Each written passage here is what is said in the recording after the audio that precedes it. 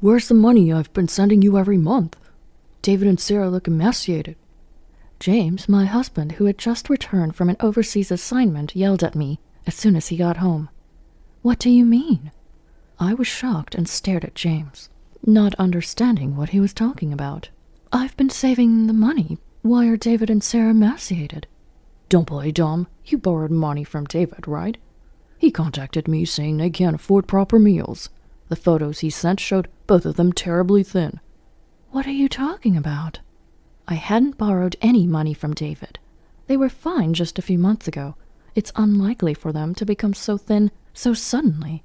James completely believed David's words and treated me as the bad person. I couldn't let myself or James be manipulated by David any longer. That's the only thing I couldn't tolerate.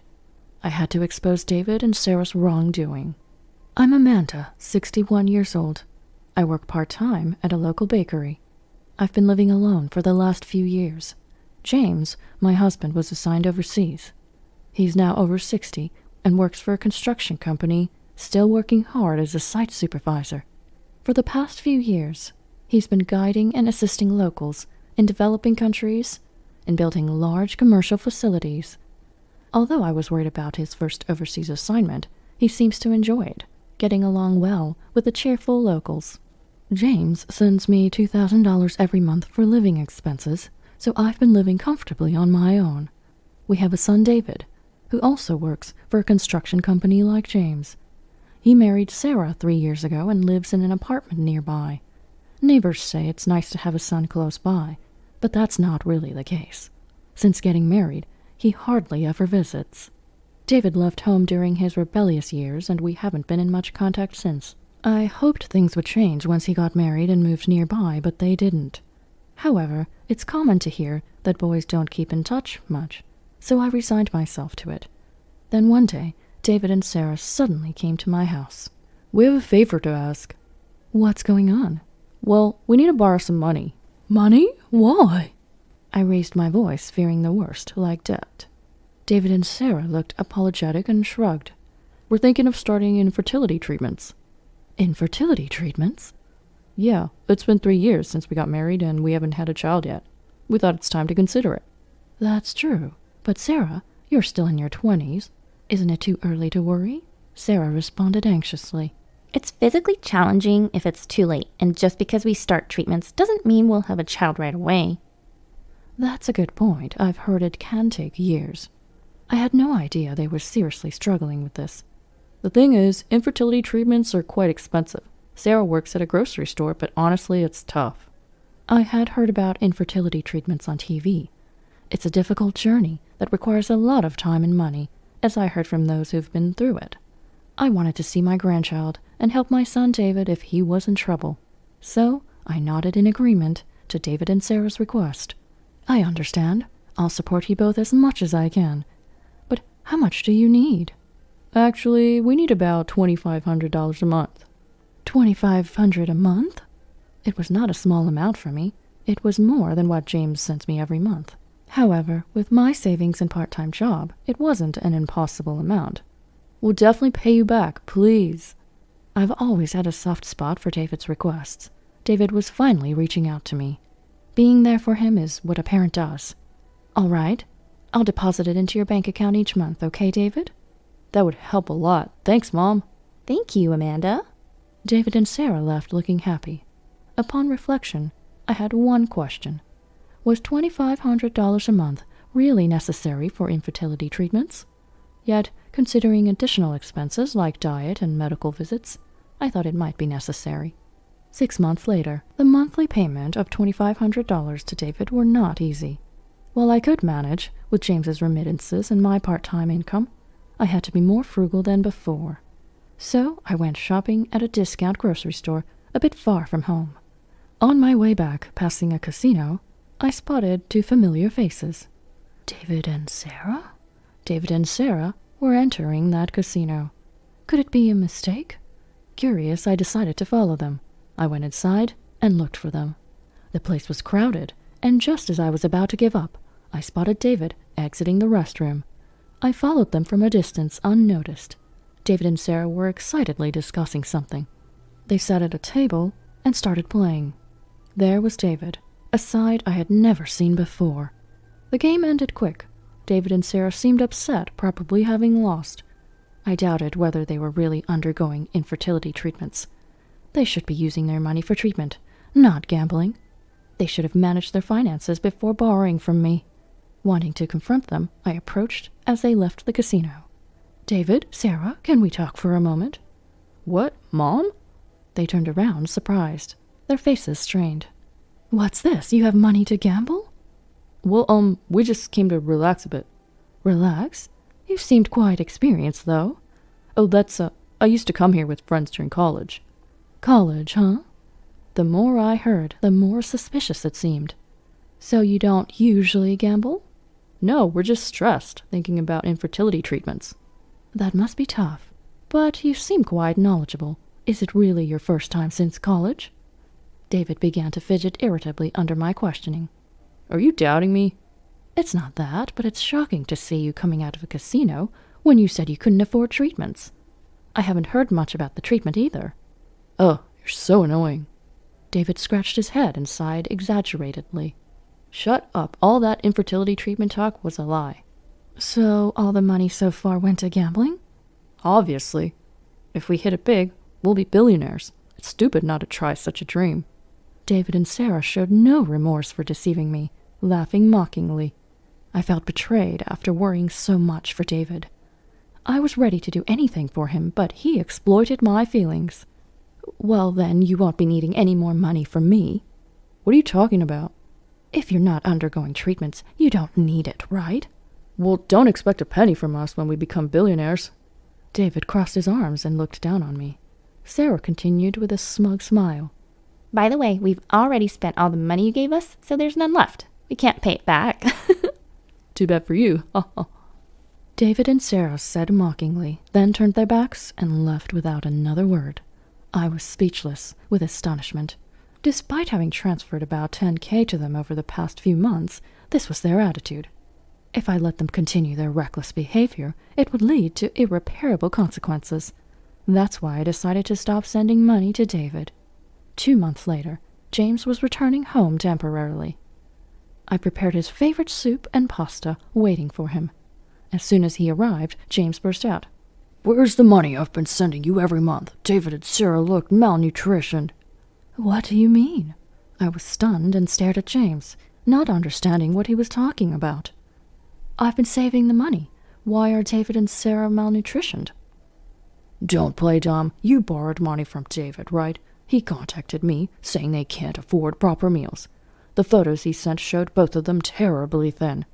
"What are you talking about?" "I can't believe you. Aren't you ashamed as a parent? I've been sending enough money so you wouldn't have financial troubles, and yet you're borrowing money from our son. What are you doing?" James was furious, blaming me for everything. However, I had never borrowed money from David. It was all a lie.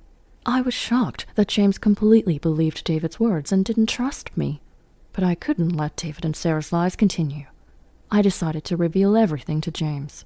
"James, I understand you want to believe in David, but can you look at this?" "Bank statements? What about them?" "This is the money you've been sending me every month." "What? You have plenty of money." James looked puzzled as he examined the statement. "That's right, I'm not struggling for money. And look here." "Did you send money to David?" "Yes, until recently I was sending David $2,500 every month." "That much? Were you okay with your living expenses?" Relieved that James had calmed down, I continued. "I managed with my part-time job and savings. I had saved quite a bit." Looking at the remaining balance, he could see I hadn't wasted money. "Then why give David money?" "He said they wanted to start infertility treatments." "Infertility treatments?" "Yes, they've been married for 3 years without a child, so they asked for money for treatments. That's why I lent money to them." James was surprised, having not heard about the treatments.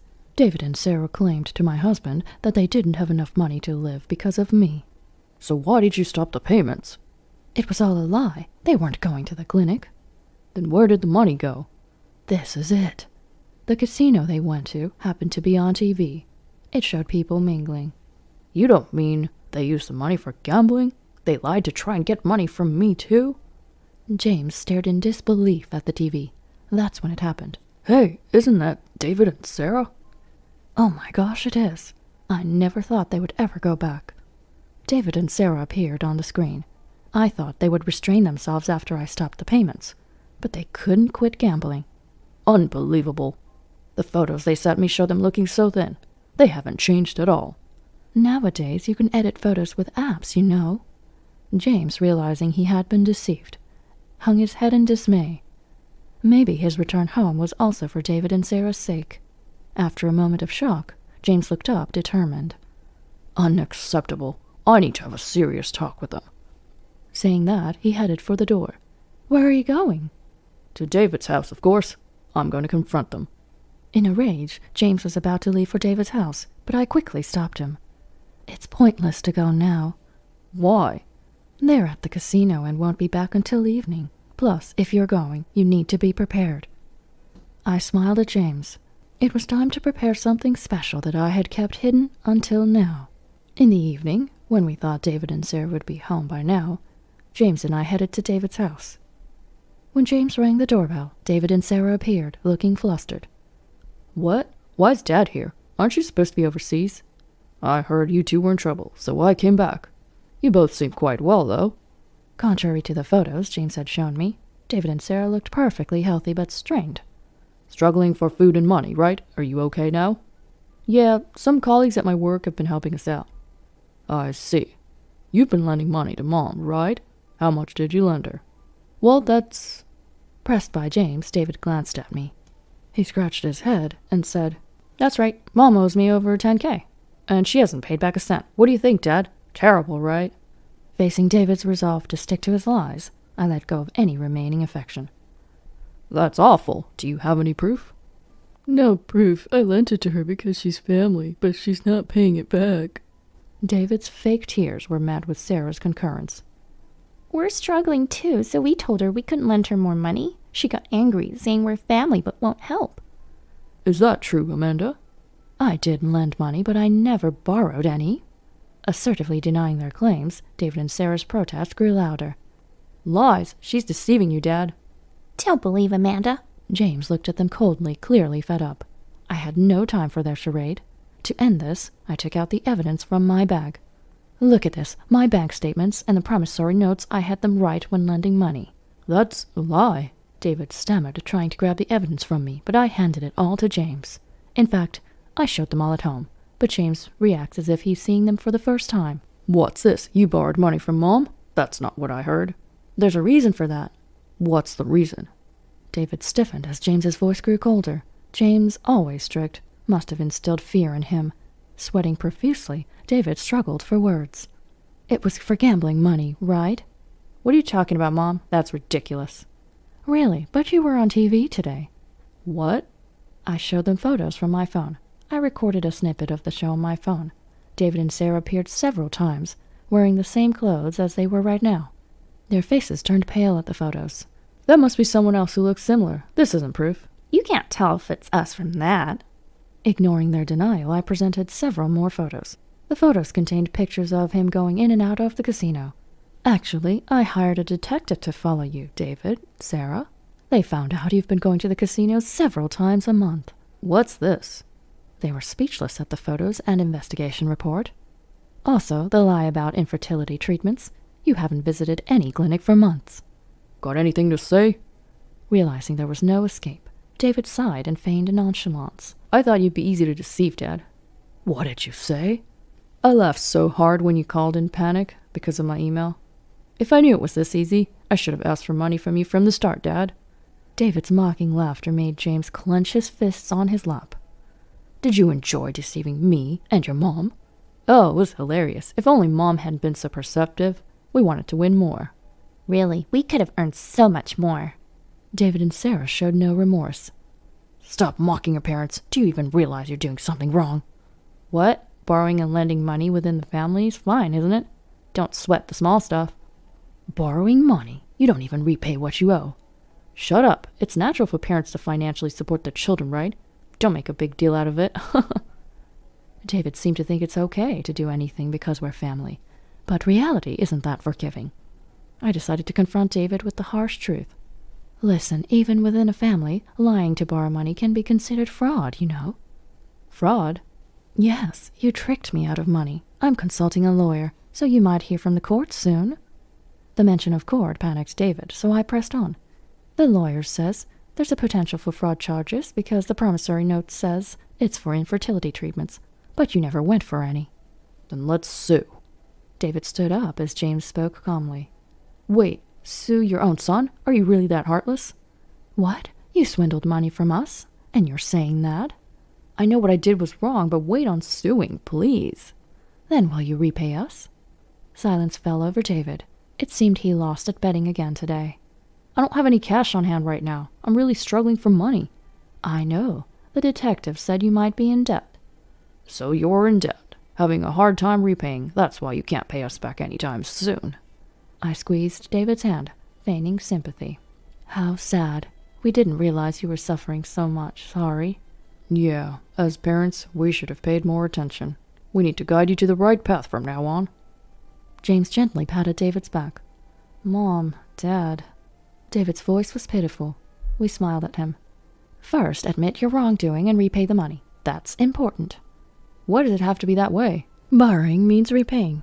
Teaching you the right thing to do is our duty as parents. We resolve to provide no further financial support. It's time for them to manage on their own, like adults. Come on. David and Sarah were visibly disappointed. Eventually, they were ordered to repay all the money they borrowed from us. James, of course, also cut off all financial support for David to prevent further gambling addiction. It's our duty as parents to guide them onto the right path. David and Sarah started working longer hours to repay their debts. Too busy to even think about gambling, they were considerably thinner. Sarah wanted to divorce to escape the debt, but David refused. With no money to hire a lawyer, they couldn't even afford a divorce and continued their married life. Despite their apologies, I had no intention of forgiving them. Adults must pay for their mistakes. A few months later, James finished his overseas job and officially retired. Having working non-stop, James had many things he wanted to do in retirement and recently got into camping. We went camping by a lake the other day. We really enjoyed our time together for the first time in a long time. With the money James had sent me and his retirement funds, we weren't financially troubled. We planned to spend our remaining years leisurely, just the two of us.